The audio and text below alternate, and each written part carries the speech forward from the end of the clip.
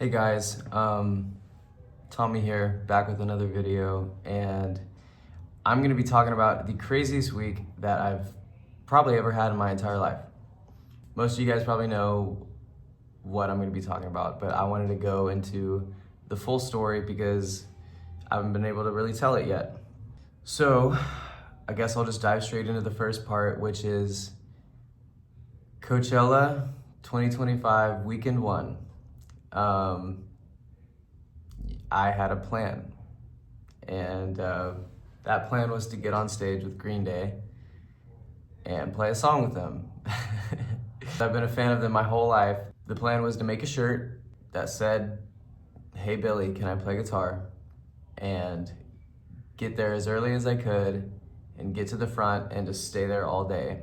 And when Green Day goes on, I'm gonna hold up the shirt and hope he sees it. That was the plan. Here's the front. "Hey Billy, can I play guitar?" And then I threw this on the back just for a little, spice. I got there at like 3:30, 4-ish, right when Jimmy Eat World started at the main stage. I was able to get pretty close pretty early. I had a blast the whole day. I was up at front, I stocked up on water, and I just rocked out all day. Jimmy Eat World was great, T-Pain was great, Charlie XCX was great. And now it's time for Green Day. And at this point, it's like 9. Haven't gone to the bathroom or anything. I've just been up at the front all day. Green Day hits at like 9, and the energy is unmatched. It was my first Green Day show, and it was everything I thought it would be. Just a wall of noise, an explosion of energy. They're just true professionals up there. They are just awesome. I'm having a blast, and they're just burning through their, greatest songs. And most of them are the ones that I knew how to play on guitar. And I've been playing Green Day songs on guitar since I was, 11, 12. So I know a lot of them. And I had a mental list in my head of which ones that I could play. And they start burning through a lot of them. And at some point throughout the set, I'm starting to get a little worried because I'm like, oh gosh, I don't have too many songs left that I know how to play. I'm having fun, but I'm also getting a little bit discouraged. I'm like, oh damn, maybe it won't happen. But I knew that Billy had seen the shirt because he kept looking at it throughout the night.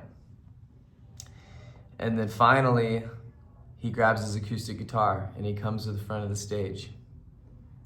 And it was their last song. But it didn't even occur to me that it was gonna be the last song. I knew that they ended with Good Riddance, but I didn't know they were gonna do it that night. I mean, sometimes a band changes the set list around, you just never know. But he grabs his acoustic and he comes to the front, and I'm thinking, this, concert's probably gonna end, it's not gonna happen. And then he looks at me and he goes, "But you know how to play guitar? You've been holding up that damn shirt all night." And then he asked me if I can play Good Riddance, and thank God I do. I've been playing that song since I was, as I've been saying, 12 years old. It was actually one of the first songs that I ever learned how to play and sing at the same time. And that song means a whole lot to me. And so security, they lift me over the barrier, and I kind of awkwardly flop over the barrier, and security guard he tells me, he's like, "Okay, calm down, breathe." Because, obviously I'm super excited. They direct me underneath this catwalk that I had to go under in order to get to the stairs. I walk up the stairs, and I'm really trying to just control my breathing and just soak in the moment, because I know the second I turn around at the top of those stairs, I'm gonna turn out and look at nearly 100,000 people.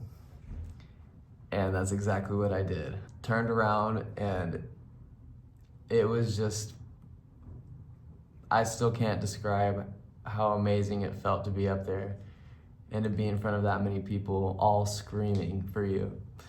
It was unreal. So I go up and I give Billy a hug. We kind of have a funny interaction. I'm just so excited to be in front of him and talk to him and stuff. And he's like, okay, we need to get to the song. And so He hands me the guitar, and then I kind of go into my just natural stage instincts because, you know, as you guys know, I've been performing for my whole life. Once I get the guitar on, I kind of take a step over to the front of the crowd and kind of like put my hand up to my ear, you know, wanting them to scream, and they did. And it was so insane to hear. And then Billy makes a joke, he goes, "Quit being so professional." Quit being so professional, which I thought was hilarious because, you know, maybe it surprised him a little bit that I seemed comfortable up there. We launch into the song, and you know, if you're a Green Day fan and you know the song, you know that at the beginning of the song, he purposely messes up and then he goes, "Fuck." And so I did that. I went, "Da-na-na-na, fuck." And then I go right into the song. I just kind of go into performance mode. I walk around during the intro. I like kind of walk up to the front of the crowd and then kind of walk back to Billy. And then when the verse comes in, Billy comes over and he puts his arm around me, which was just so crazy. Like being right next to Billy Joe Armstrong, he's got his arm around me and he's singing. And then at some point, he starts kind of like petting my head a little bit, like you can see in the video. He kind of starts like just being goofy with me. When it's time for the solo, he steps away and kind of gives me a little bit of room to kind of do the solo. I played it well, but there's a thing that happens when you're on a big stage like that without in-ear monitors. It's a thing called latency. And pretty much what happens is you hear everything like delayed by like nearly a second. Like I would strum and then hear it back like nearly a second later. Like it would be like, like you're hearing everything back delayed. And it's pretty challenging, to be honest. So that kind of like was messing with me a little bit and my timing. So I really kind of had to like zone in and make sure that I pulled the song off. We get through the song, and at the end of the song, he has to cue the ending of the song because there's a bunch of like confetti and pyro, like fireworks. So you can hear him in the video, he's like, "Can I have the guitar back, please?" And then he starts strumming like the last chords, and then that's when all the fireworks and confetti goes off. And this whole time, I'm still kind of just in this trance. I'm still in this kind of like dreamlike state. And so as the confetti's going off, I'm kind of just standing at the front of the crowd, clapping and just like soaking it in. It still hasn't registered that they're ending and that they're doing like a stage bow. Trey Cool walks down, throws confetti in my face, and then I give him a hug. And then afterwards, I kind of don't know really where to go because it's at that point, it's been like, I want to say like 20 seconds or so. Nobody has come to direct me off stage yet, so I'm kind of just standing there. But then finally somebody comes and says, you know, "Hey, they have to say goodbye, you know, follow me." And he takes me back down to the steps where I got up from and takes me back into the crowd. And I jump back into the crowd where I was, and then it kind of finally hits what just happened. That whole night, I'm kind of just in a complete state of like shock. Like I can't believe that it happened. Yeah, I'm kind of just in awe. Like I just played in front of 80,000 people with, you know, one of my biggest idols ever. And the fact that it was that song just makes it all the more better. So that takes us to the next day. I wake up and I post a reel, an Instagram reel and a TikTok of what happened. After I post that, we go back to the next day of Coachella, and I didn't realize how big this thing had gotten. I get back to the festival. I'm not able to check my phone that much, but I'm seeing all these notifications and a lot of comments, a lot of reposts, a lot of engagement. And the whole day at the festival, people are coming up to me, like swarms of people throughout the whole day. And that's kind of when it hit me that it was kind of becoming a thing. The internet is latching onto this. We hang out for the rest of the day, have a great Sunday, and then we head back home that night. And then it's around this time that a lot of the not so great attention comes in. We get home, I'm finally able to kind of check my phone. So all of Monday, from when we got home like early Monday morning, that whole day, things are blowing up, and it's probably like 65% love, and a strong like 35% of people who are angry, like very angry, for various reasons.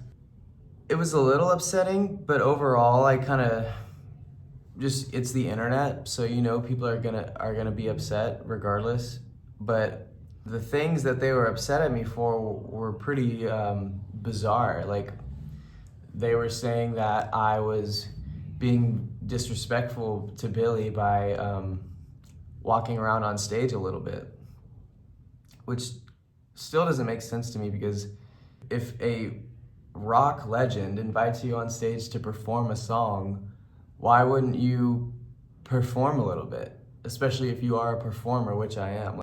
I'm not gonna be unconfident. I'm gonna go up there and be confident.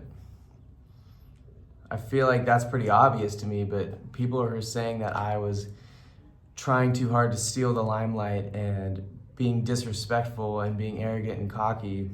It was bizarre. But overall, like, I didn't really care too much about the hate. Like, I definitely got a little frustrated at times, but I kind of expect the internet to be the internet, because that's what it is, and people are okay with spreading hate, which, I can't really do too much about. And in a way, it kind of helped me, because it started sparking all these discussions. And next thing I know, LA Times publishes an article about it, Spin Magazine, Pitchfork, Hot Topic, every Green Day fan account that you can think of. It really created this whole viral moment. That's when things get really crazy, because next thing I know, I'm checking Twitter, and KTLA reaches out to me. They want me to come on KTLA, the biggest LA news station, to talk about what happened, and also play one of my own songs on acoustic. And the next Saturday rolls around. I go to the news station that morning. I show up to the studio. I have my own green room. I'm meeting a lot of the other guests who are on the show that day. And it's time for me to go on. So the producers usher me into the studio, where I get to meet all the reporters. Doug, the person who reached out to me, is to my right, and then there's 3 other super sweet reporters who are at the table with me too. And we talk about the moment, and we talk about how awesome Billy is. We talk about how big the crowd I play for was. They asked me to play and sing one of my band songs, and I was a little bit nervous for that, but I think overall it went well. It was just such a crazy ending to the week, because 7 days ago, I was just this kid who wanted to play with Green Day, and then 7 days later, not only did I get to play with Green Day, but I'm on the freaking news singing one of my own songs. It was just so wild. Now I have a show coming up. I'm just gonna keep moving forward and keep doing what I always do. Getting to do what I did on that stage with Billy is gonna live with me for the rest of my life. And I can say that I know what it's like now to perform for almost 100,000 people.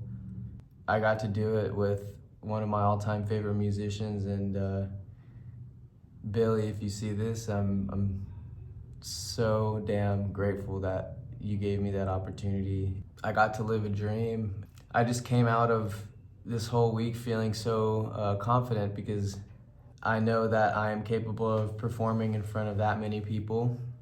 I know that I can handle internet hate. I'm okay with being misunderstood, I guess. I know that I'm capable of going on the news and, you know, feeling natural. And it just felt really good. It felt like I was very prepared for everything that happened this week.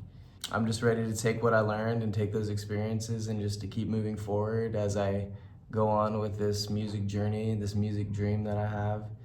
And I really want to get back on that stage one day and see that many people again.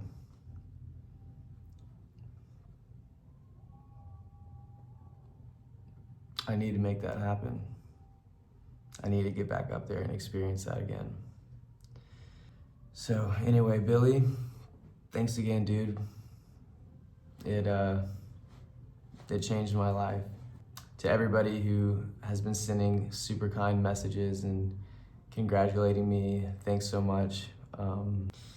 Anyway, that's pretty much it. And I'll see you guys soon for another video. Peace.